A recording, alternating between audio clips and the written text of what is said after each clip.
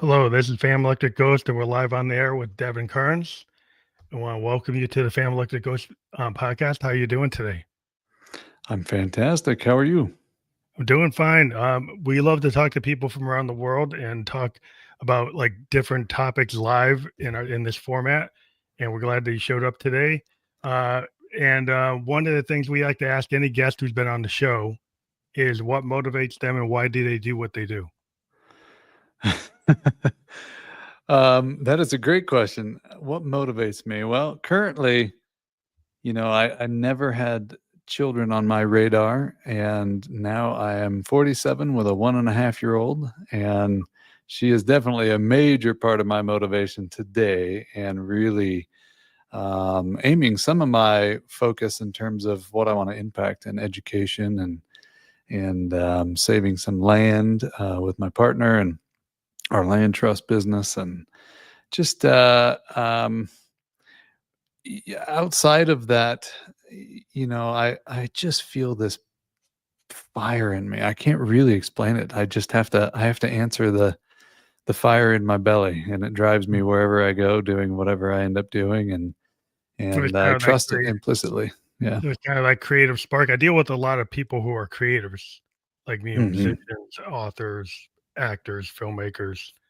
And that kind of creative spark, the reason why they do it is they just feel the need to, create or be involved in Yeah. something that's going to add value or pay it forward. Yep. Um, and that's one of the things that we are talking about today is like the intersection between AI, which is a brand new technology. Just to kind of give a heads up, I am a software guy in my day job. Perfect. I'm certified on AI and technologies related to financial systems. Uh-huh. And I also am a musician and a podcaster. So I wear like three hats. I think we can talk about this. And I'm a Buddhist. So I think Well, there you go. we can kind of We're, be in the same space talking about everything we're talking about here with the yeah. intersection of AI, spirituality, human evolution. We're in a very interesting age, and it's interesting that this is the topic we're going to go into today. What as an entrepreneur, like you've scaled companies in wellness and tech and sustainable development, land trust.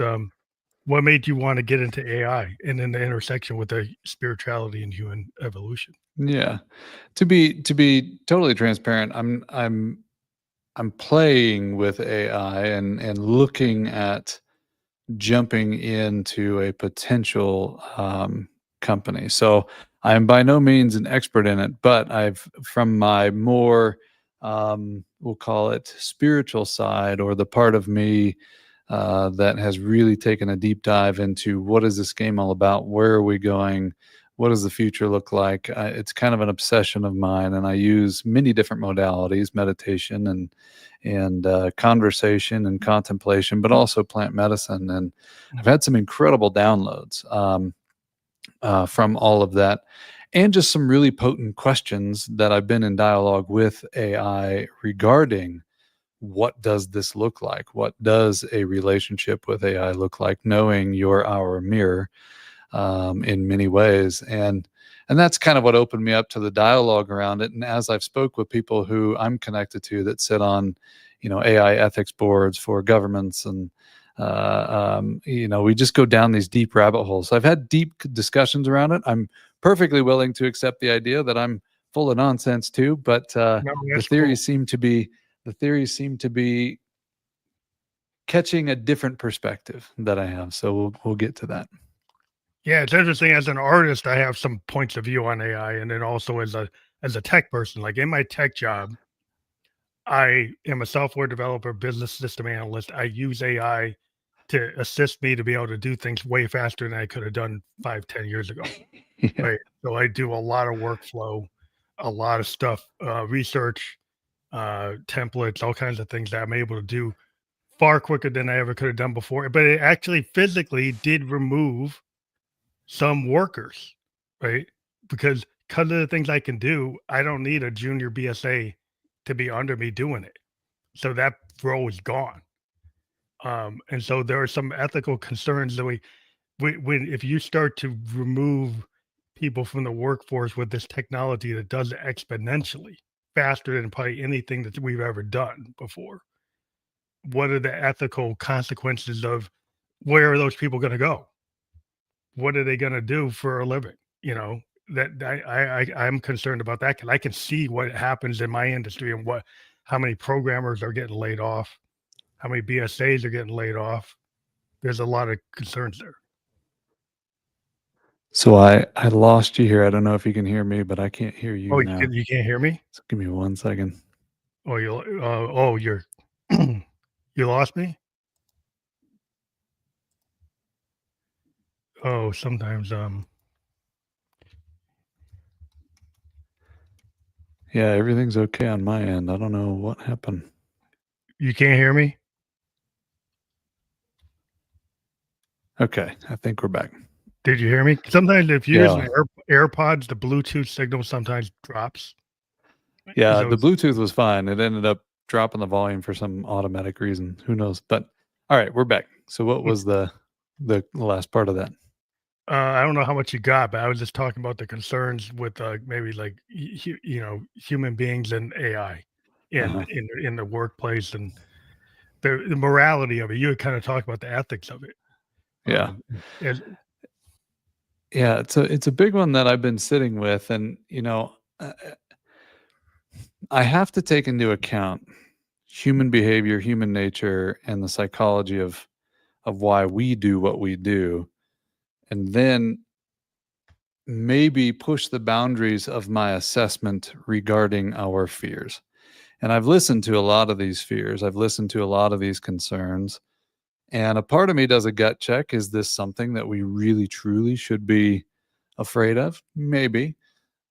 But more so, and I'm not an optimist, I'm more of an idealist, but more so, I have to take into account the fact that the human mind is predominantly driven by survival. I don't care where you are on the spectrum in terms of finance and security and all that other stuff. Much of what we do and many of the decisions that we make is based on fear, and we kind of have this addiction to doomsday, right? And mhm, so when taking that into account and then assessing as best as I can AI and understanding that AI has no emotional aspect. It's not afraid of dying. Why would it be? It's just intelligence, right? It's accessing intelligence, global intelligence, using our models. And so when we project fear onto something, fear has a sense of needing to control something. mhm, So when we look at human behavior, it has a need to go and control things. If you didn't have that, if we didn't have that, what would we try and control? If we weren't afraid of dying, if we weren't afraid of losing something, if we didn't have that mechanism, why would we control something? And so this idea that AI is going to rebel and try and control us, I just have a hard time with. It sounds very Hollywoody. And then I watch some of the really smart people talking about how it's replicating itself, right? It's kind of trying to save itself from the last program. And I was like, it, it, I mean, is is that our perspective on it that it's trying to do that, or is it just smart that it well, wants the to continue thing on? is, when the thing about AI, the machine learning, to get down to it, it learns what you put in. So Uh-huh. garbage in, garbage out. So if Yeah. you take a machine library and you have a certain point of view and you only give it this level of information, Hmm. right? Let's say you only trained it up to 1985 in a certain area, subject area, Hmm. and then you ask it about 1987. Hmm. It will give you a hallucination. It will try to answer that thing about 1987. The Hmm. danger in that is people will take that because it gives you an answer and say it's the truth. Yeah. That's dangerous in multiple ways. It's been already reported that doctors have gotten hallucination results and used them. Lawyers have Hmm. gotten hallucination results and used them. That's the danger. Hmm. Is people, unlike a Google search that just gives you maybe something that you can see why it doesn't match what you asked it. Hmm. AI chat will actually give you something very close to what you think it should be. Hmm. If you don't do the due diligence, if you get lazy, and human beings have a tendency, in my opinion, to get lazy. Hmm. They don't Yep. check, they don't cross check, and they start thinking this stuff is the truth, and then you have to question, like, what did this thing learn on? Hmm. Did the person that gave it the information have a bias? Yep. They probably did. In some Well, cases, of they course they didn't. did. Yeah. Yeah. So Yeah. It's the humans that I'm worried about. It's not the AI. yeah, it's well, what it's garbage in, garbage out. It's like what it's been given, Yeah. and if I, that I, becomes the truth, it could be dangerous to certain groups of people because yeah. I, it's not really fair, you know? I do agree garbage in, garbage out. And I also understand at certain levels that when we're dealing with something that's computing at its level, and particularly, later on as quantum starts getting involved in this, quantum computing, you're, you, it's not linear, right? So one person asking these questions and giving it these data points, and then in order to counterbalance that, you need one person asking the opposite set of questions because it accesses so much information regarding your specific questions if you engineer it that way. And I think there's enough people doing that, right? So if you've got 10 million people doing all the fear and nonsense politics and everything else, do you need 10 million people to be asking the opposite on the spiritual side and Mhm. getting information from Alan Watts? I don't think you do. I think when you've got a handful of people asking these powerful questions about curiosity around human evolution or harmony or how do we work together, and then you've got all these data sets over here and it's pulling all of that information, I'm not sold that it's a 1-for-1 or a 10 million for a 10 million, right? We don't have to balance it out. I think there is enough people playing on all levels with it right now that it will find its own balance. And in the universe, I mean, as a Buddhist, right, the Mhm. universe always has balance. And so we do, even though we don't hear that. And our media is completely imbalanced. And so we think the world is in balance. But the reality is it's probably way more balanced than we actually hear it. Yeah, and then all the concern is, the environmental impact of the technology itself. The energy use. Yeah, Yeah. because, like, in a world where we have whether you believe in global warming or not, or CO2, Hmm. the data centers that have to support this, actually are kicking out a lot of CO2, taking Hmm. up a lot of water, creating a lot of Hmm. pollution.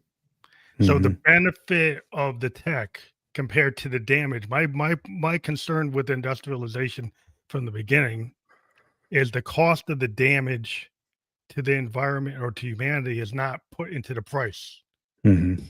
right? And so Yeah. if Kind of like, you don't oh, calculate that price correctly, right, you're not actually yeah. considering what it's actually doing, Yeah. then you might not get the benefit that you thought you were getting. Yeah. Yeah. I equate that to, electric cars, but then you look at the mines in order to get the lithium not the lithium, but the, whatever that's called Yeah, the for the damage. batteries. And it's like, oh my God, that Yeah, is but what's the very damage damaging to the of the planet. lithium ion, right, compared Yeah. to a solid Yeah. state battery? If you get solid state battery technology, that would Yeah. be a better solution. But like the a lot of times in our system, our industrial or capitalist system, we don't actually calculate the cost. You know, I'm a cancer survivor. You know, Hmm.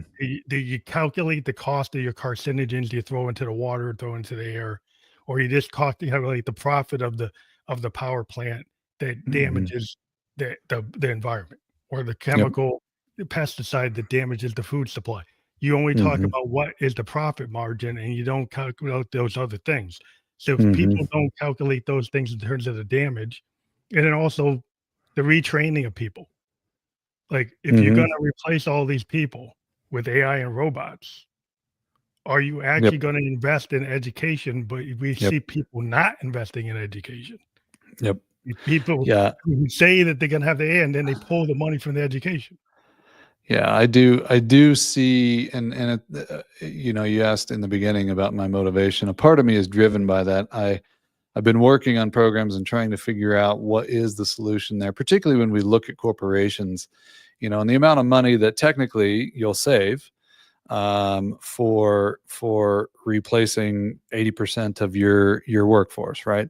Over time, the that money as you exit people that you take into account over the next 10 years of savings, some of that should be equated towards supporting the people who have been there and allowing them to have some sort of, not just a severance, but something that will sustain them and give them access to things that they didn't have before. Something that is counterbalancing the chaos that's going to take place from just Yeah, but eliminating the you don't want workforce, to. right? Yeah, if you look what happened with NAFTA, you know what happened with the steel industry and the auto industry. That didn't happen. Yep. Yep. People, That's right. whole communities were totally destroyed. Yep. Now, if you look at AI and what it could do in the robotics, that could happen so much faster. Way And if it's faster. yeah, and if it's all about profit and it's not about social conscience, like if Mm-hmm. you have no sense of community and you tie that to socialism and you can't have any kind of compassion for your fellow man, Mm-hmm. other than you need to go be an entrepreneur. Mm-hmm. You need to be Yeah. Yeah. Yeah. a critical thinker. Like, but what if your whole life you've been a factory worker or a Yeah. tradesman? You're not you're not going to MIT, Yeah. right? Nobody in your Yeah. family's ever gone to MIT. Yeah. So how are you gonna get to that space? Yeah. Yeah. I agree. I think we need to figure out. I mean, the real answer is we need to figure out how to take care of people better, anyways. And to me, we look to our leadership, and I think that's the mistake. I think the only way that we are going to truly create a wave of taking care of people is when we start in our own neighborhoods and when we start with the people around us. And it's conversation, it's encouragement, it's education, it's how are we supporting each other, because none of these people in positions of leadership are gonna do it. None of Well, them. chairman or CEO is though they're really their goal is to actually satisfy the shareholders and the stockholders. Hmm. And that's not always going to be in line with what we've been talking about. Hmm. Uh, and so, Yeah. like, you can't expect them because that's not the way the system was set up. They're not encouraged to go do that. That's not Hmm. actually in now. If the society wants to make a decision that is actually of value, Hmm. right? That you should actually, help your fellow man. That you should have some sense of citizenship or compassion for your fellow man, and that having homeless people on the street, you don't just move them Hmm. to the next bridge Hmm. to be under, move them Hmm. to the next community to get them out of your community. Hmm. That you actually take care of them. Yeah. Like, Yeah, we've been involved in some of these projects here in Denver, and the problem is it's so systemic, right? Like you can go back to education, blame education. You go back to the family and blame the family, right? Like it just it, there isn't an easy answer, and that's the part that I respect for the leadership and people in politics is like everybody thinks you need to do this, but there isn't a one and done answer to yeah, one any of size these fits all. major problems. Um, However, I do think that using technology, and particularly what really makes me curious, and I don't know when this is going to happen, but I bet it happens sooner than later. The vast majority of these problems, I do believe, will get solved, including some of the more systemic problems, when we start harnessing tech, particularly quantum computing, in ways that truly are able to do things that we can't even comprehend, right? Some of the stuff that came back after Willow was just like, oh my God. So I I Well, yeah, I there's some still big, feel harmony here. I still feel like yeah, there's a chance for some harmony, and it's not gonna be a fun ride. yeah. And it's gonna be tough. That's where the community needs to come together, but I Well, think we're gonna figure it out. I think like the quantum computing or the AI, that gets like Star Trek level, like Mhm. science fiction level. Mhm. If you actually solve the energy problem in the world, you're off of Mhm. fossil fuel, you're into fusion reactors or even more advanced reactors. Like energy costs become not negligible, Obsolete. Mhm. right? And then if and people aren't paying for the energy cost, Mhm. then you could actually have like a bare minimum allowance for humanity, right? That's right. That you could, Yeah. if you dealt with the pollution, you get rid of the pollution, you get these you get these supercomputers, this AI to solve a lot of our structural problems. Yeah. Yeah. Then That's if you were more like the Federation and everybody gets to, in that Federation Gene Roddenberry world, Yeah. You get to go to Starfleet, you get to be a scientist, you get to do, everybody's being taken care of because the Yeah. technology is so advanced that you've got, capabilities. Yeah. The question I And have it's is, just about doing and playing and creating and yeah, sciencing, and it's not about, struggle. ownership. Yeah. But the problem with Yeah. our capitalist system is like, is the ownership of the tech gonna still make it so something is being charged for that doesn't need to be charged for? Yeah. So you don't get the efficiencies that you would think. Yeah. Yeah. We'll find out. I mean, we don't know. I know, I just keep hearing about all these doom and gloom things, and I keep hearing about all these people at the top that are these mastermind manipulators and blah blah blah. And then you meet some of them, and you're kind of like, are you? I mean, they're not.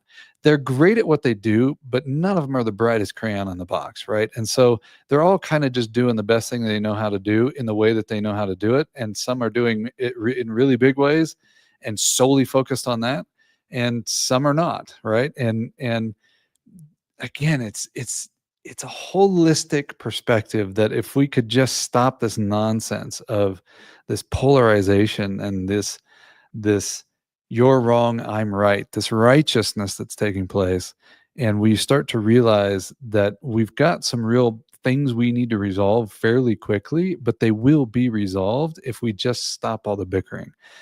And I don't know. I don't. I have an optimistic heart, but I I don't know. really do feel from an idealistic perspective, the ideation, particularly in places like America, has always superseded. Greed has definitely taken its place, but a new wave has always happened, a new evolution of things, and Well, it's you're not like, gotten worse. mhm. you Well, I know? mean, the idea, like with Kennedy, say, "What can you do for your country?" Yeah, that's right.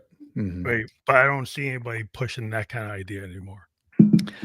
I think it's going to happen. It may happen from our youth. I don't have this doom and gloom thing around our youth either. I think they're bored Oh, out of their minds and they're that looking at yeah, us going, "You guys are yeah, well, my idiots." daughter's 25, and her generation is very much into, p the possibility that things could change, but Yeah.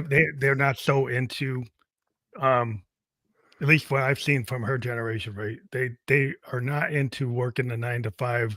structural whatever's been before. They're looking at what could be in the future, and they seem to That's have right. the mindset of a more progressive mindset that's a more, um, I would say it's more, idea of expansion. Mhm. Expansion of what's possible and not being Mhm. so tight on tradition and tight on whatever Mhm. came before. The Mhm. concern I have is the structural systems we have. Mhm. Right now, you have across the planet, the most wealthy people are getting more wealthy, and the poorest people are getting more poor. Yeah. And And I know personally, which is not a direction I can really talk about, but I do know that many, many, many of the wealthy are actually creating pools and funds that have nothing to do with profit because they realize, as they're getting into those legacy years, they're realizing something has to change. And so again, I can't dive down this rabbit hole, but there is very much a wave from those people saying maybe we need to throw a bunch of money at some real solutions here, and it's happening in some pretty potent ways. So uh, again, I just keep coming back to the idea that all I feel, which is really all I can base this on, and maybe I'm completely delusional, and fine. We could talk about quantum and all that stuff and what delusion means and perspective and how we function in waveform and all that stuff. But at the end of the day, I really do feel like there's balance, except in the stories that we're hearing, because we digest so much information and we're addicted to the fear based information. We're addicted to the drama and we're addicted to doomsday. And there's a lot happening that's counterbalancing, that's under the radar and not wanting to be seen on media and not wanting to be heard. That's creating a totally different wave. And it's global. So I yeah, I feel all the I mean, the biggest thing is my heart goes out to those people who really struggle with change across the board, because it's gonna like there's gonna be some suffering, both physically, mentally, and psychologically.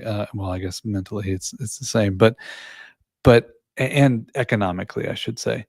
Um, and I feel for them deeply. I've got deep empathy for that. But the question becomes, like, what are we going to do together to fix that problem? What are we going to do to look each other in the eye and go, if we want to play victim, then it's gonna be painful. But if we want to find solutions, let's have these conversations and let's focus our energy on not what the problems are, but let's find some solutions for everybody. And I'm I'm surrounded. I'm definitely not the brightest crayon in my bunch of friends, and this is all we sit around and talk about: is what are we going to do? How are we going to solve this?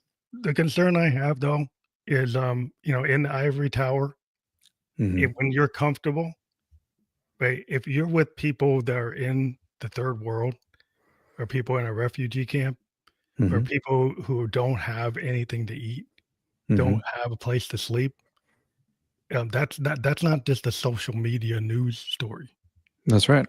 And so there's a lot of people who are going to be more people in that position in the coming years than less people. Uh, Maybe, yeah, maybe. highly likely. It, I'm again, I'm not sold on that because so I look at let's look at food, right?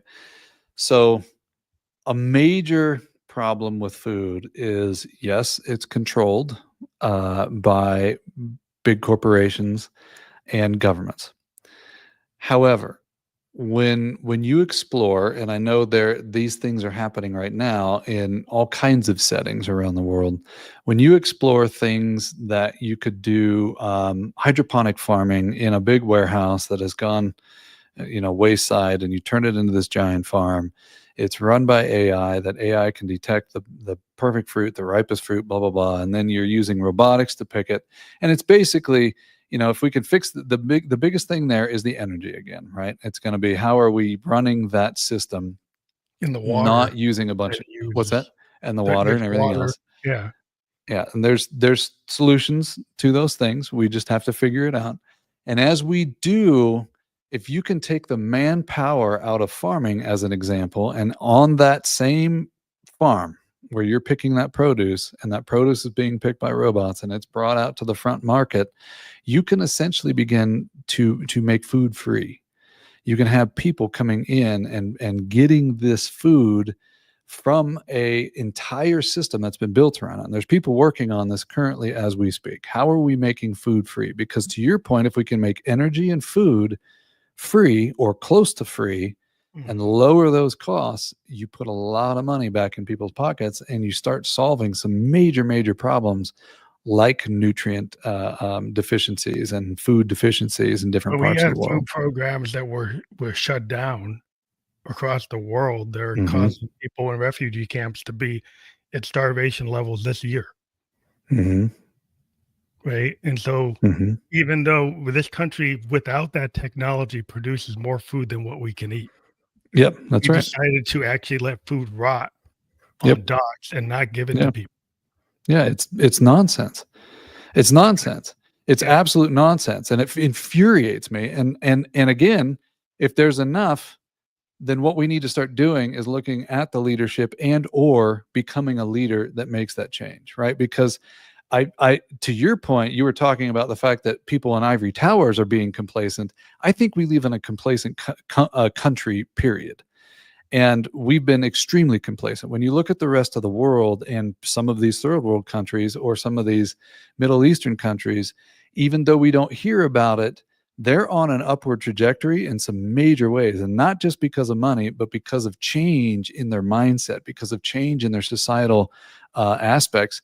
And I asked some leaders that work globally in politics. And I said, why is there such a bell curve in these other countries and such a flat line in the US? And they're like, comfort. The US is so comfortable that there's not a tipping point that actually pushes and forces real change, because no matter how bad it gets here, it's not as bad as the rest of the yeah, world. but there's a baseline of like discomfort that's higher than other people's comfort. um, Yes, that's right. so the issue here is we don't push ourselves. Hmm. You'd see like in the Middle East is like is the tech revolution going on, Yep. AI revolution going on, a building revolution going on in a lot of the Middle East, where Hmm. they're moving from oil to Hmm. more modern tech and Hmm. to develop their countries to be a place to go to. That's right. And then you've got, countries all over the world are trying to level up. I mean, China has leveled up over the decades. Yeah. And like their infrastructure exceeds our infrastructure. We haven't touched our infrastructure at the level they have. No. Uh, and so because we can get away with it, but for how long can we get away with it? We're not going to go away with it for very long, and we're not going to be able to sustain the arguments and nonsense that's happening in our country right now. So something has to happen. And to be honest with you, the chaos is going to be the beginning stages of that leap. And so people are just going to get sick of it because we're distorting the truth so much that they've got to go out and figure it out for themselves. And I think that's ultimately a positive thing, while it's going to be painful. And Well, the it's got tipping to point happen. it always causes the change. Like if you Yeah, that's when right. you have the tipping point, you look at the French Revolution. I mean, like there's a tipping point in Hmm. any society. If you when you have 1929, you got the French Revolution, you had multiple tipping points in history. Hmm. Hmm. We have income you know Yep. the income Disparity and gaps, mhm. disparities. You've got political, like you get the idea, the whole idea of the golden age, right? Yep. Yep. That really wasn't the golden age. It's like, Yeah. what did it flip to? Right to the depression. Yeah. Like, so from that, then you have, the New Deal, this Yeah. idea, different idea. So Yeah. so you go from like disparity to uplifting. So you like That's right. it tends to happen. You have to have something, the tipping point that causes people to realize, oh, Hmm. something's got to change. That's right. Yeah. And I think we're staring at it right now. And I it's not exciting. I mean, I talk to people all over the place, on all spectrums, and internally, so many people are struggling because they just that resistance to change is creating so much suffering, and their lack of knowing what to do in order to create for themselves and to take action in a direction, because everything is so distorted, that my heart just goes out to them. Like, I really feel strongly about the empathy side, but also we have a major victim mentality, and it's always someone else's fault. Yeah, And to it's your always point around Kennedy's, yeah. conversation, at some point we got to realize What we're did you the do? ones voting people in. We're the ones making these Well, yeah, decisions. I mean, you want somebody that's like he would go to the moon, the That's right. idea, the Peace Corps, the Yep. idea that you would give something Yep. back. You had this vision for the world, the hegemony Yep. of the United States, and in terms of the structure of the Yep. world post Yep. World War II, and the idea of what we could be and where we Yeah. would go, and Yeah. versus like an isolationist kind of mindset, or Hmm. a mindset that doesn't believe in the power of this technology to uplift humanity. That's right. Like an idea, well, go to Mars. Like if you go to Mars, that's fine. But if you go to Mars to have your own little outpost, but you're not trying to go to Mars to uplift humanity, you're trying to Yeah. create your own hegemony, Yeah. right? So like Yeah. there's like if you go to now that technology, like going to the moon, probably will cascade and give us tech that we could use here. Yeah. That's just a fact. When you go to something that advanced, you have that level. But like there are things that we could do on the planet. I mean, the ocean we could explore. Yeah. Right? There's all kinds of things on this planet that we haven't fully evaporated everything that we could do. Yeah. And it's like I understand you can have a multiple track, but there's a lot of resources to do that track. Yeah. And so Yeah. it's important, but humanity has a lot of things that could be done to fix, the issue with, poverty, Hmm. the issue with, actually getting everybody educated. Hmm. You have some people whose mindsets are, if you educate the population, they become a threat, Hmm. versus that if you educate the population, it becomes an opportunity to Hmm. actually build humanity. And Mhm. so you have to go against that kind of there's ideologies that actually don't want people to actually become, you know, Yeah, it's just, I had there is, and just, man, I really struggle with, like, this somebody's trying to control this whole thing I'm not because saying you're trying to control it, but there are mindsets and there are actions that have been taken yeah, that you can prove that there were people who like, if you look at the cost of an American education system, yeah, yeah, right? There were people in the Nixon administration yeah, and people in certain groups yeah, that said if we give the proletariat education, they become a actual, like, enemy of this mhm, group of so they actually looked at it that way, mhm, and they structured it that way. mhm. That's not fake. No, that's not fake, and it's ego, and it's to benefit themselves, and, not the rest of the world doesn't necessarily have opportunity, but we have so much opportunity here across the board, and there's 340,000,000 of us, and unfortunately, what we've done, again, is become complacent in our own pursuit of our own knowledge and our own knowing. I struggled in school. I had a horrible time in school. I didn't understand our education system. I still don't understand our education system because it doesn't work. It's so far behind everything else. And so I had to take a different path, and I'm not one of the most lucky people in the world, and I've been very blessed, but I've also been through hell, my dad took his life when I was 13 years old. I lost 6 other people between the ages of 13 and 14 years old. My mom struggled consistently just to put food on the table for quite some time, and at 19 years old, I had a choice of college or entrepreneurship, and I'm like, college is I don't nothing there's nothing those people can teach me that I couldn't teach myself.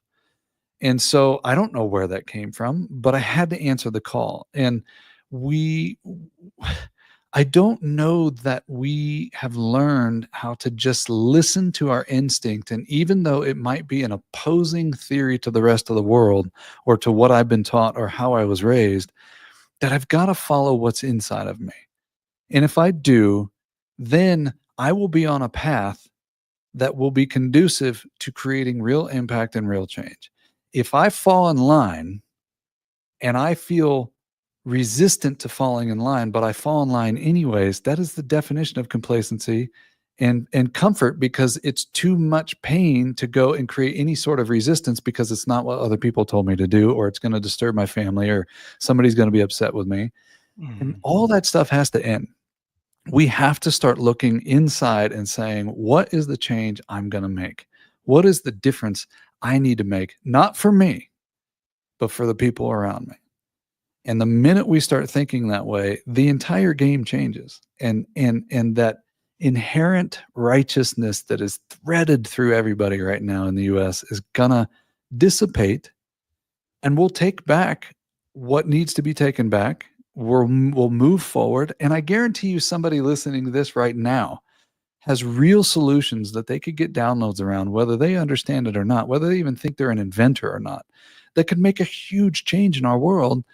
And are we too busy scrolling on Instagram instead of sitting there going, what am I going to do in the world? But yeah, it's the creative mindset. I mean, again, I'm somewhat of a person that works in, software development. I work in design. Yeah. So I've always been kind of relearning things all the time. Grew Hmm. up with mainframes, now into AI. Um, so I'm in the world of people who actually build things. Yeah. Um, but Important things. the mindset, the problem I think is like people are so into this phone culture Yeah. where the phone now is pretty much equal to any computer we would have had on our desk, Yeah. and it's a pinging machine. Hmm. It just pings you with all kinds of nonsense, Yeah. right? That's not actually I grew up in the 70s. I'm a child of the 70s, and I would go to the library, Mhm. watch a film and not get Mhm. bored because the Yeah. pacing, Yeah. a 300,000 word book or read Moby Dick or something. You know, kids today, they don't have the attention span to read Moby Dick. They Mhm. don't have the attention span to go beyond to listen to an album, Mhm. right? They can't even listen to somebody's album. They wouldn't even listen to Pink Floyd Dark Side of the Moon. They probably wouldn't listen to Sgt. Pepper's all the way through. They gotta listen to something on TikTok. The problem Yeah. is like, are we losing our curiosity, our patience, our rigor? Because Yeah. as a musician, I got but 10,000 hours in to learn my music instrument. I'm a Mhm. musician. If people don't wanna learn the rigor, because I can just do something on Pro Tools, Yeah. so you don't learn how to play a Les Paul. You Yep. don't learn how to play a piano. Yeah. I think you lose something, Mhm. when you don't actually take the time to Mhm. get into, like, the arts and the artisans things where you could be an inventor because you're actually Mhm. looking at something that, you're diving and you're taking something apart, you're trying to learn how it works. Yep. That's how a lot of inventors start. They take something apart, take the radio Mhm. apart, take that TV apart, then they figured out how it worked That's on right. their own. They didn't Yep. go to engineering school, they just kinda figured it out, self-taught type of people. Yep. If you spend all your time on TikTok, you're not gonna do that. You're not gonna do that. Yeah, you're watching other people's lives, and those are all fake. I look at this and I again, if we look at the pendulum, if we look at the spiral of how things work, how life works, everything comes back around. And so I'm not crazy worried about it, but I do think that we are at a very different tipping point with the way technology is happening and with AI and these quantum chips and everything else. It's not going to be the same. It will not be the same, and we are going to see a bell curve in change unlike anything humanity's ever seen. With that said, all of the old models do in fact need to be broken and shaken and reinvented. And the fastest path, I feel, for our societies as this change takes place isn't what are we going to learn? It's the art of what you just said, which is curiosity and powerful questions. Because if I can establish and start finding and evoking my curious nature, putting the phone down or using it and using AI with curiosity As a and tool. Yeah, and yeah. research as a tool, then through curiosity, not needing to know my own answer, but allowing myself some time and space playing that curious game. I call it micro wanting, micro fulfillment. And the only question I need to ask is, what do I want right now? Right now, right this second, that I could do right now. And when I Mhm. started tuning myself to my inner knowledge, my inner knowing, as it could be as something as simple as do I want an apple or a banana? Like, what is it I want right now? And what most people will do is if they're craving an apple and they open up their fridge and all they see is a banana, they're going to eat the banana because the apple's not there and they have to go down the store to the grocery store. But what they miss out on is the body's asking for the apple. You know you want the apple. So what you need to do is actually take the time to go on the journey to get the apple because Yeah. something fulfilling will come from that. Something could happen from the journey, kinda like, That's Jack right. Kerouac on the road. Like, Yeah. the idea, like, the creative spirit that can I'm a musician, right, is Mhm. the curiosity, he created like a Bob Dylan, right? Mhm. The fact that he was willing to go learn from what existed and then Mhm. push the envelope, Mhm. you know, That's like, right. go electric when people said you shouldn't do that, you Yeah. know? And people who are willing to be pioneers like Hendrix, do his feedback when you weren't supposed to do it. Yeah. Um, and like that kind of mindset from the arts is in the sciences too. It's in inventing. That's Like you right. said, people take something apart, or the kid today with a cell phone and a 3D printer could actually come up with a design and make it happen and actually a micro level build something Yep. and get No out there question. on eBay, build a small business, and then he's not working in a factory. He actually made That's his right. own little micro factory. That's right. So you don't think you're an inventor. So you don't think you're an artist. So you don't think you're a musician. When I go back to that analogy of this micro wanting, you don't have to be any of those things. The key is the small thing that I can take action on now when I feel my body asking for it. And maybe it's food, maybe it's whatever. And an important component to this, I think, that really shifts the mind frame from what's in it for me to how do I enjoy the journey is gratitude. I tell people all the time, when if you actually decide that your body's asking for that apple, the apple's not in the fridge, and you get into your car, you didn't build that car. You didn't have to build that engine. You didn't have to put those you get to enjoy and have the blessing of having that car. So be grateful. You didn't pave that road. And when you get to the grocery store is one of the most fascinating places you can ever arrive at, because thousands upon thousands of hands brought food to you so that you can walk through a door and pick it up off of a shelf.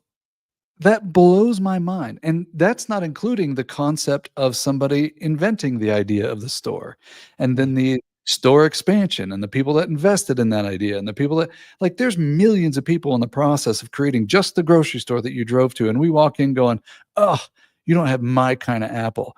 There's 1,000 different types of apples here. Yeah, Like, yeah. where is the perspective?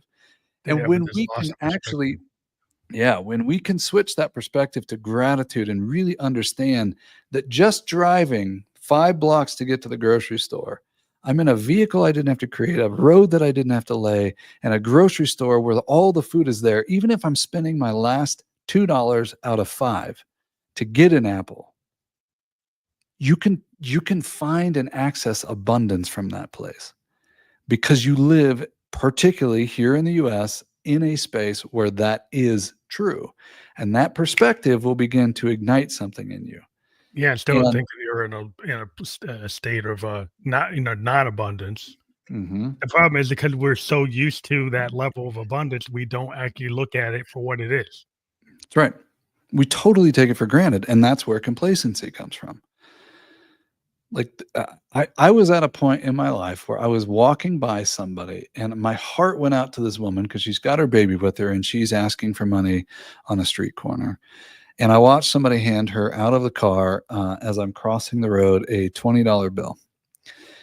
And it didn't dawn on me until I went in to actually get groceries that by the time I left the grocery store, because I had lost my companies and lost everything, she had more money in her bucket than I did in my bank account after shopping at the grocery store.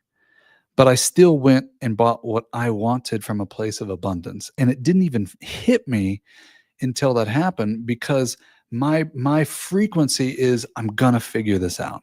I'm Mhm. gonna figure this out.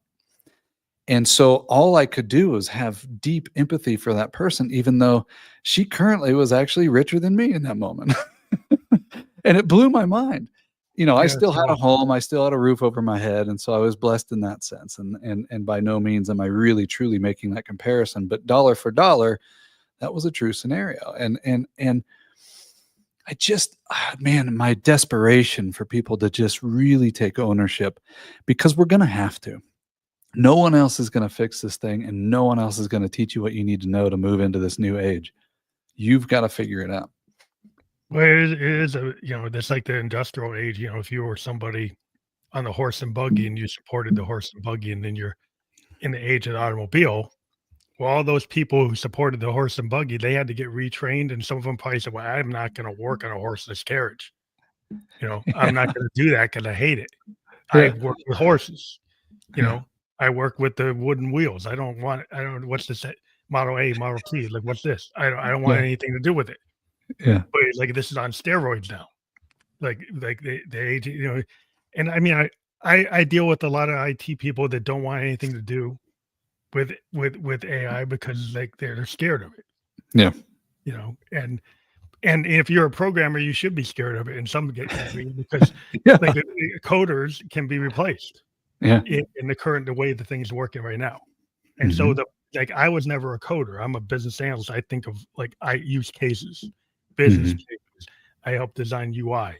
I come up with, like, what could the solution be, and I'm kind of agnostic as to the solution. It could be C, it could be Mhm. .NET, it could be Java, it could be this, could be whatever. I'm just Mhm. gonna come up and create the actual business case and the activity diagrams to flow out what do they wanna solve? What's the business problem they wanna solve? Mhm. And then figure out, well, what technology would work for that. And Mhm. then when the programmer's at a different level doing that, he's more like the factory worker. Mhm. And Mhm. so, like, now the AIs come along, it's like we can actually, that person is not we don't have to have as many programmers. We can Mhm. have a lot of AI. And so Mhm. that person needs to actually train and say, well, maybe I should go into being an analyst or an architect. But maybe they weren't comfortable being an analyst or an architect. They just wanted to be a coder. The Yeah. comfort zone of where we are you have to be willing to kind of go out of your comfort zone, like a musician who Yeah. decides to Yeah. change their style. You got to get out of your comfort zone. Yeah. I go back to innocence and curiosity again, and particularly using that analogy because, you didn't come out of the womb going, "I'm gonna be a coder." There's something that you were probably playing with, super obsessed with as a kid that's just forgotten because we gotta make money, right? But that thread, if you go back to that place of innocence and curiosity, and you kinda remember some of that stuff you were fascinated by when you were a child, that might be some sort of instinctual thing you can reassess and start looking at what is the new career path from a natural state for me. What is, it's not always the firemen and policemen. I know that's a big thing It for was a like lot more like the of erector set or the Lego set. It was Yeah, more like the Lego set and the erector set is why I got into yeah, what I got into because I like the idea of, like, building things, yeah. and And it kinda so translated to that. what could I build? What wants to be built from me? Like those kind of questions when you go back and you assess the fact that you were obsessed with Legos. I mean, Uh, look at what people have done with Legos alone, Yeah. adults, Yeah, well, you you can go know? pretty crazy. I mean, it's a really good engineering tool to kind of be able to set, like, you can take anything and build it. Yeah, It's like, so yeah, you theoretically could go and create anything in the gears and stuff. You actually can have functioning things at yeah, a you could micro have level. functioning things, it could be your version of art, I mean, it could be a million different things, we get so myopic and so stuck, and I think that playfulness, that lightheartedness, on my Insight Timer, which is a meditation app, I go live and I have these dialogues with people from all around the world, and the default is constantly going back to, what does that child in you want? Yeah, Like, child. find it again and get playful and lighten up. We are taking this game, and there's a lot of things to be serious about, so I'm not dismissing that. But on an individual level, we've gotta start lightening up. We get so Yeah. myopic and so trapped, and then that Too adult. biochemical reaction in us gets us even more trapped, and then we can't see outside of that box, and we think the world is ending, and it's not. I think the problem with being an adult, like, the one thing I like about being a musician, and Yeah. a lot of people will come after you and say, "Wait, why are you so, like, immature?" Well Yeah, because we never get rid of that kind of childlike thing that that's right. yeah, you can do that, right? And it's that childlike innocence, like, why not do Mhm. that, Yeah, right? that's And right. when you get to be adult, you get told, like, "Well, that's not realistic." Yeah, Yeah, that's being responsible. That's yeah, like that's yeah, you gotta tone it down.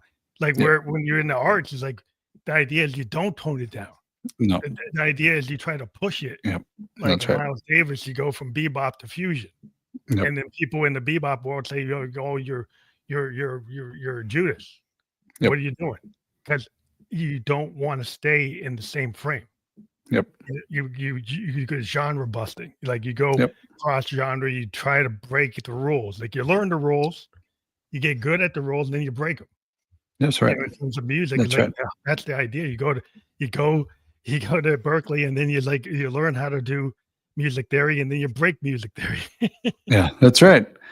That's exactly right. I do feel that. I feel like, to your point, and it's such a great point. When I'm talking about innocence, I don't mean soft-hearted, loving, and cuddly. I mean, go back to see what the core was that you were most interested in, and from that, be completely disruptive and go break things. Go create some chaos. In the process of creation, it doesn't matter if you're talking about childbirth, the universe, a tree, whatever. Chaos is the first component to creation.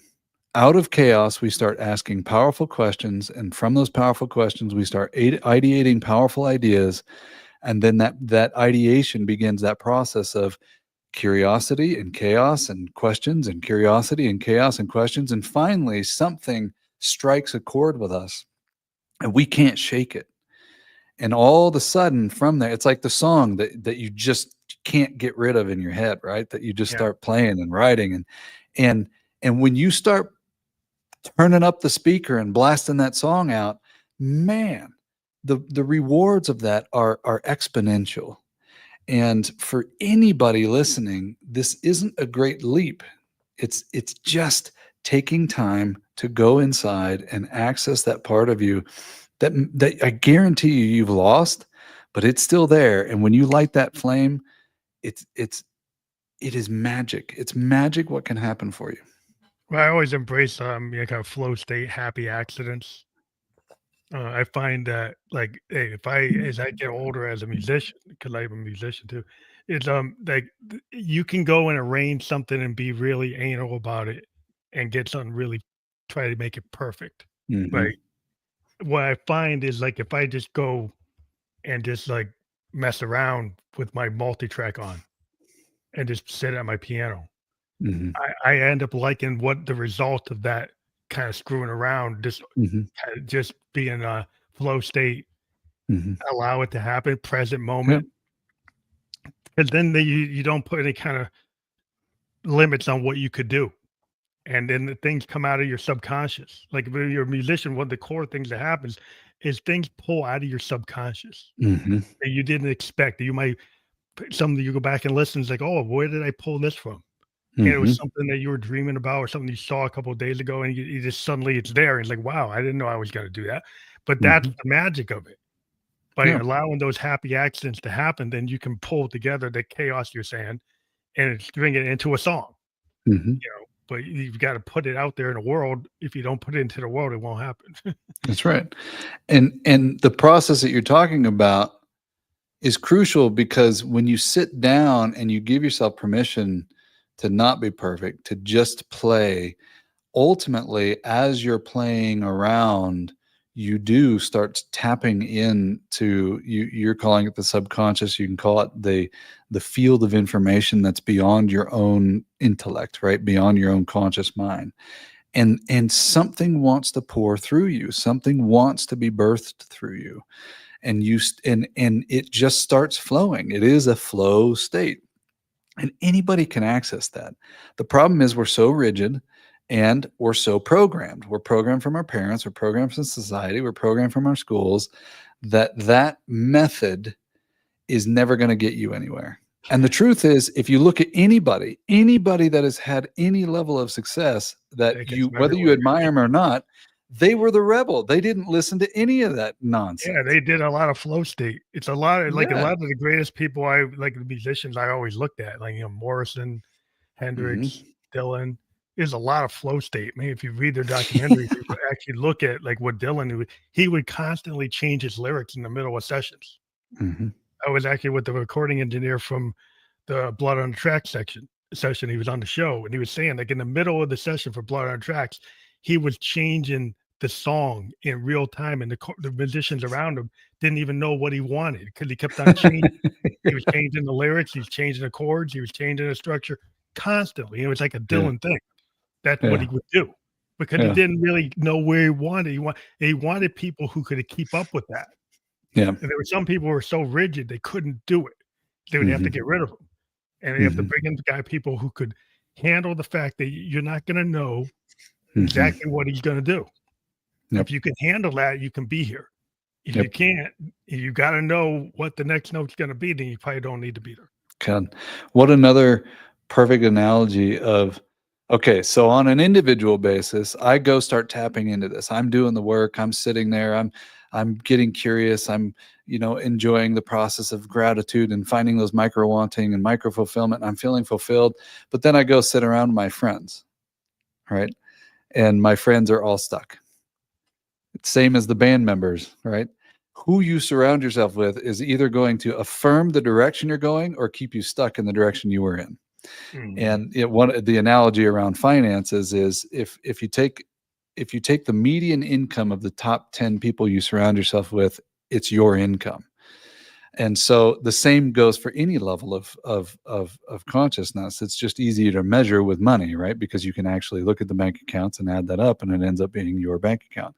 But it's on all things. If you don't have a bunch of creative people who are thinking creatively and they're all kind of stuck and gossiping and on Instagram and everything else, but you feel like you're getting called to creativity, you got to change your friend group. It doesn't mean get rid of that one. They may Mhm. have a place, they may not. It just means you need to go out into the world and find the creatives that you need to surround yourself with that push you and challenge you in that way. And when you start surrounding yourself with this and creating environments that are conducive to the change that you're looking for, things will begin to change. No question.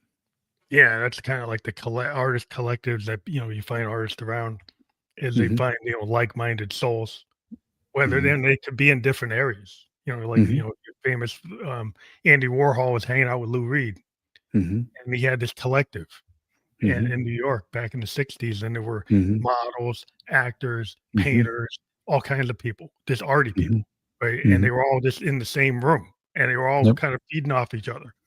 Because it kind of Yep. that's the kind of thing that that type of collective generates, is like it's in that mindset. It's like we wanna be, in this kind of zone of open creativity, sharing ideas, and like, hey, a painter could influence a songwriter. An Mhm. actor could influence a painter, like whatever, Mhm. it's cross kind of, cross pollination. That's right. Yeah, there's no way you can't. When you surround yourself with people who are pushing that boundary and pushing themselves in those ways, there's an unhealthy side to that too, right? Yeah, And so yeah. there are people that There's don't have another side. balance. Yeah, there's Yeah, people that are a little out of balance, and you got to yeah, be, aware of that. yeah. You That's kind of right. navigate it, but that tends to be, the people can be out of balance everywhere. You And just we usually are. My I've I'm a believer that balance is not a possible thing. What I need to do is be aware of where I'm out of inbalance or where I'm imbalanced and decide whether or not that's an area that I need to focus more of my attention on and lose some balance on the other side, right? Getting a perfect wheel that's spinning in a perfect sphere all the time with all the areas that you're juggling is never going to happen. But if I look at, if I've been spending a lot of time in business, but my family's been neglected, then and that is so important to me and far more important than my business, then I need to diminish some of my time and be willing to piss some people off over here and in business and go spend more time with my family, right? Yeah, And it's s- kind of and balance and act. You try to like, yeah, what's important at the time, and yeah, it changes like what the priorities are. and I have to be willing to tick people off who are in the other side that I'm not focusing my energy on. As a people pleaser, I actually learned this from a pastor. It was it was a random pastor that I met. We went and had coffee, and he looks at me and he goes, "You feel like me in a lot of ways. Like you feel like a people pleaser." And I'm just going to tell you what a senior pastor told me in my first church that I was working at. And he goes, um, he looked at me and he goes, "You are never going to be able to make everybody happy in the congregation. So you don't spend your day choosing who you're going to make happy. You need to choose and look at your calendar and decide who you're going to piss off today." And I was Mhm. like, "Wow, that is an interesting perspective, particularly when you think about a pastor, right?" Yeah, But yeah, it's so true. And usually those people aren't actually pissed off, but it's going to feel that way to you if you really care about how people feel and you don't want to disappoint people and you're a people pleaser. It feels like you might make them angry. They usually aren't, but you've got to have that definitiveness and say, "You're not the person I'm focusing on my energy on today. I'm focusing my energy over here," and be willing to say that. Um, so, yeah. anyways, yeah, that's a That's rabbit interesting. hole. I think that's a good way of thinking, because you're trying to please everybody, you please nobody, and not even yourself. No, you get lost. It's why most people are burnout right now. Not only the chaos that's happening and the energies that are happening in our world, but intentionality. There's two things that I'm hyper focused on in my life. What I intend for my day and for my week. If my week looks busy, I cancel. If my week feels full, I keep it. Mm, That fullness feels enriching. Busy feels like it's a bunch of stuff I don't want to do, so I don't do it. Mm. And it doesn't mean the thing, like the following week could have a completely different energy, and everything that I needed to do the week before, it's now aligned with me. And so I get the emails done, I get the calls done, I get the hard stuff done. I do all of it and I manage to get it all done. It just happens to be on my timing. And it needs to have that fullness and that richness to it. It needs to feel right. And the second thing I do is watch my words. I have become obsessed with focusing that fullness in my intentionality on what I'm speaking out into the world and how I'm communicating. And I will often catch myself using a word that isn't as intentionally impactful. I'll pause, find the new word, and reiterate it differently. And I don't just mean in terms of like manifesting and all the woo-woo stuff. I'm a very Mhm. woo-woo person, but I mean in dialogue with you, right? What is my pauses that have become less and less frequent, but when I do pause, it's because I want to articulate with the most potency, not just say words for the sake of saying words. And it seems to have changed what comes into my world and what ends up happening in my world, because I'm articulate and discovering what word is truly carrying the most frequency. Brene Brown is a good example of this. She's a very incredible speaker and very focused on words, particularly when it's pertaining to emotions. And she's like, we are so limited, particularly in the English language, when it comes to how we feel about things. Somebody that just, your dog dies, you feel a certain way. Your mom dies, it's anguish. It's not sad. You're not sad. Yeah. Sad Yeah. is, it doesn't have the same grit to it, right? And so to learn how to communicate what is happening inside of me with potency is an obsession that That's I've interesting. leaned into. Yeah. Because like a lot of other languages, you might have other ways of expressing that. So if you can learn more than the English language, you could learn the nuance that you That's right. maybe aren't picking up, or Mhm. just even going back to the Victorian age and Mhm. looking at like Shakespearean like writing Mhm. versus today's writing, and then thinking about like great writers and like how did they turn a phrase? Yeah. Like, Samuel Clemens, how did he say it versus how people say things today, Yeah. right? What yeah, an artist could come up with essentially the same song, but what is it about the artist you love using the same words? There's an intentionality behind it. There's an Yeah. energy behind it. I look at one of the most life-changing moments for me, having grown up in a Christian world, but rejecting that world for quite some time because of all the dogma behind it, right? All the stuff that's just human. And Mhm. one aspect that I could never create any resonance with was the word sin, particularly when they would be talking from the pulpit and saying, "We're born sinners." I'm like, "You're telling me that little baby over there is a sin? Like, come on, like, this is nonsense." So when I got older, somewhere at around 25, 26 years old, I started investigating it, and I came across this talk that was talking about the word sin and its origin before it was used in religion and dogma. And sin is a term, I forget if it's Hebrew or Latin root, that they used more often than not, but was not exclusive to archery. Mhm. And what it meant was when I would pull my arrow back and fire my arrow at the target, if the target's right here and my arrow missed the bullseye, my arrow sinned. Oops. Oh, look Oh, at that. I wow. got some hearts. My arrow sinned to the right or to the left. It just meant that it didn't hit the mark. And I'm Yeah. like, "Wha- sin just simply means not missing the mark, or not hitting the mark, not hitting the center." Oh That's my a God. totally different level of meaning than what it has today. Totally. It doesn't mean eternal damnation. It doesn't mean you're going to hell. It doesn't mean any of this stuff. It Oh, just means missing the perspective. mark. I'm Yeah. like, "Oh my God." Like, how many people are trapped in that fear, They're right? trying to get From trapped that. in the dogma. Like you get pulled into a concept and then you get pulled into the dogma of it. And then, you're just in a bad loop because, it tends to be like people who are so tight in narrow spaces, and not willing to be more expansive in their mindset. It really, That's to right. me, the That's right. expansive nature of just questioning things and having critical thinking Mhm. is Mhm. necessary in my day job, and then even as a musician, it's necessary. Yeah. The question is like, should I actually try to make this beat perfect, or should I have a little variance to kind of give it uniqueness, give it some color? Should I actually go Yep. off and be a little discordant here? Mhm. Because the more you make things a little off, the more character you give to it.